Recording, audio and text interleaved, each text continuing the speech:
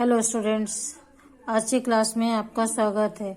जीवन में आया बदलाव। पिछले पार्ट में आपने देखा था कि 650 ईस्वी के बाद जो राजा हर्ष की मृत्यु के पश्चात राज्य जो हैं छोटे छोटे राज्यों में बंट गए थे और उनमें अनेक बदलाव आए। जैसे बड़े साम्राज्यों के स्थान पर छोटे छोटे राज्यों का विकास हुआ।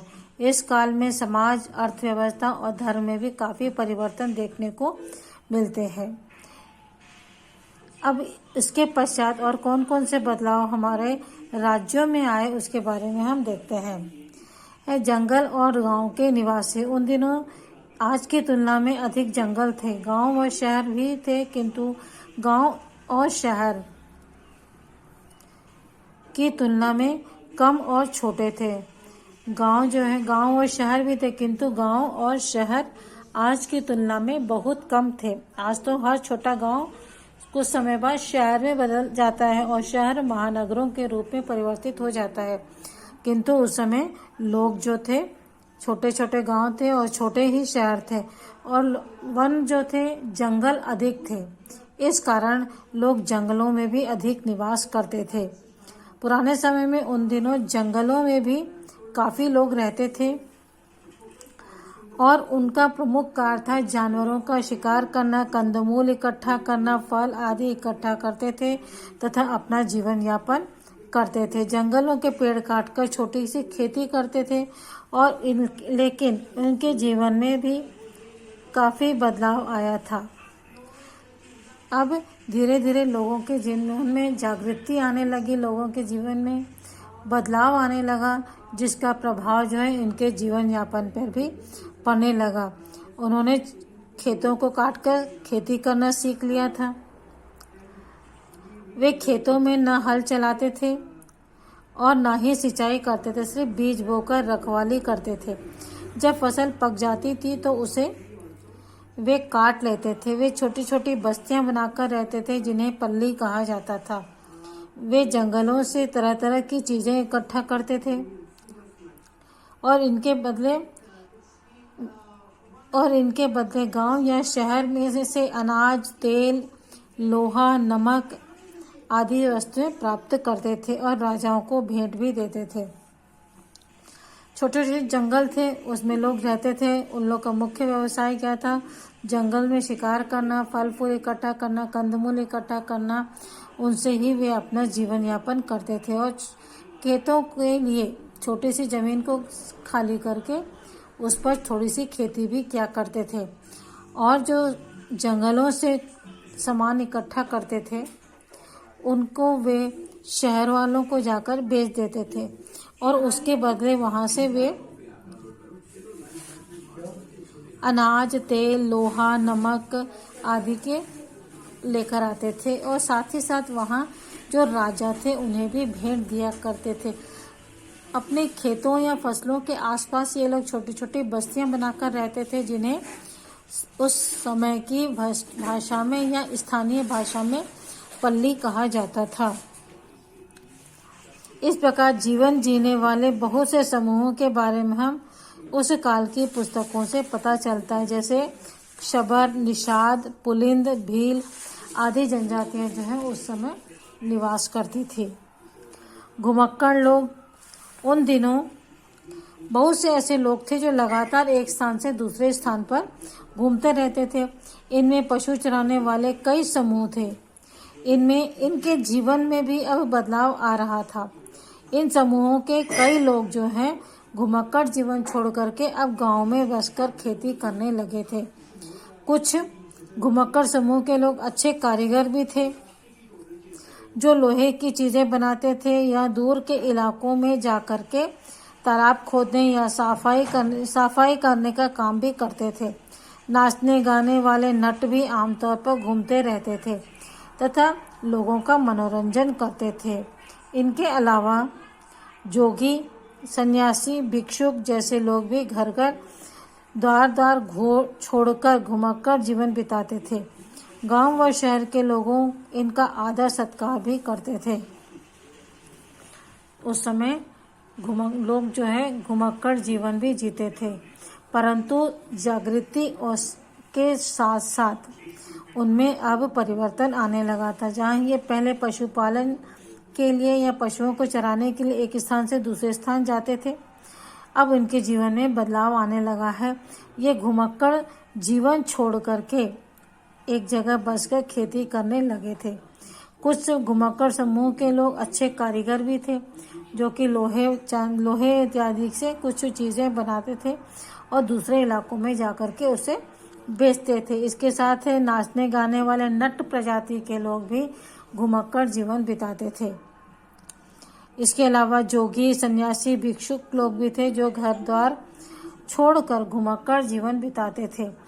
और लोग जो है उस समय के शहर और गांव के लोग इनका आदर सत्कार करते थे। उन्हें अपने घर बुलाते थे, तरह तरह की वस्तुएं देते थे, दान में भोजन कराते थे, निवास करते थे, उन्हें अपने घर में रखते थे। इस प्रकार से आदर सत्कार उनका किया जाता था। जो कि अपना घर द्वार छोड़कर सन्यासी जीवन बिताते थे, या जो भिक्षुक इसमें थे, जोगी, सन्यासी, भिक्षुक आदि जनजातियां पाई जाती थी। गांव और शहर के लोग, इन दोनों गांवों में खेती करने वाले लोगों की संख्या में तेजी से बढ़ोतरी हुई है। जहां पहले खेती नहीं हो सकती थी, ऐसी जगहों पर भी अब सिंचाई की व्यवस्था करके लोगों ने खेती करना सीख लिया था या शुरू कर दिया था। यहाँ तक कि राजस्थान के मरुस्थलीय क्षेत्रों में भी के आसपास भी हिमालय के पर्वतीय क्षेत्रों में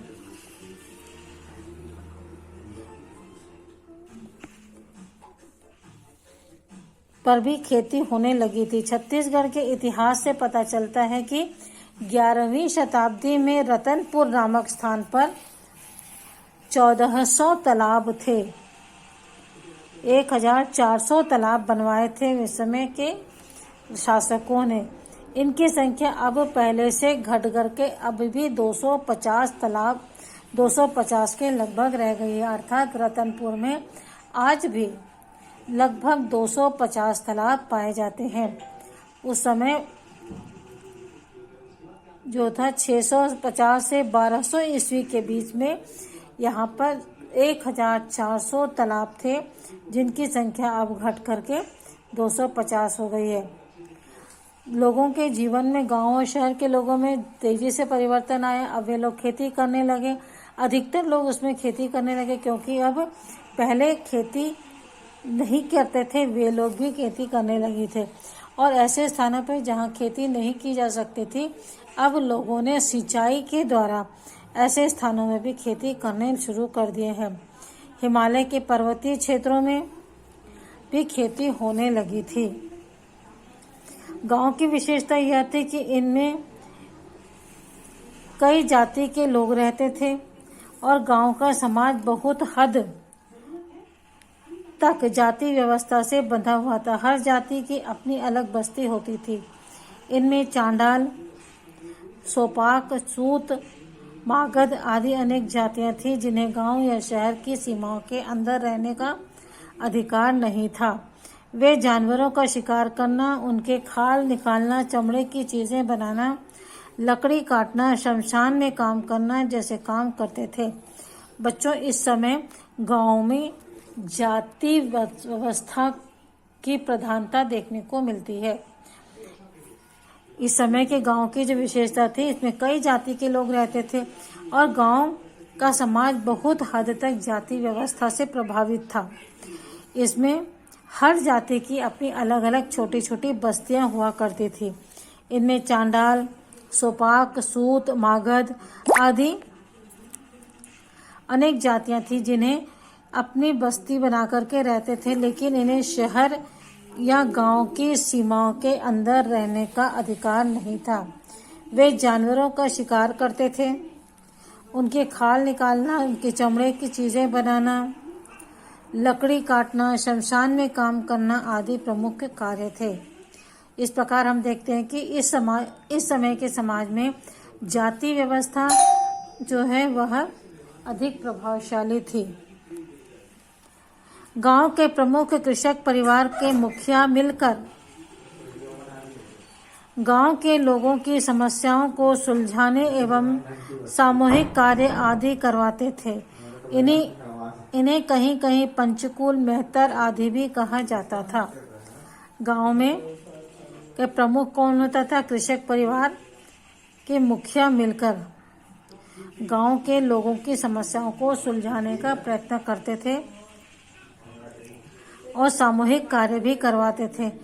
इन्हें कहीं पंचकुल तो कहीं मेहतर आदि के नाम से जाना जाता था।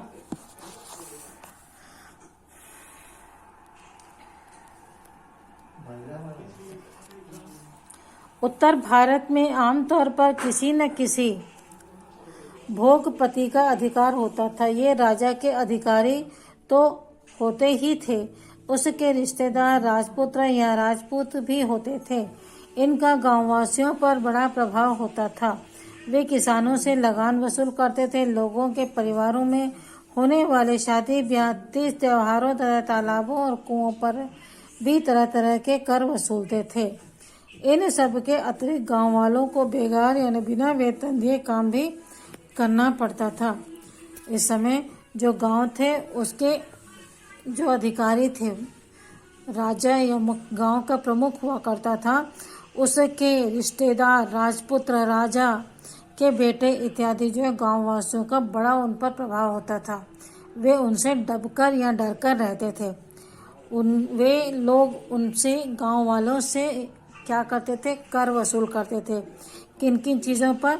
अगर गांव में कोई शादी ब्याह होती है, तीज त्योहार होते थे, तालाब कुएं आदि का उपयोग गांव वाले करते थे, उन पर ये लोग उनसे टैक्स वसूल करते थे और गांव वालों से ये उम्मीद करते थे कि वे बिना वेतन के काम भी करें।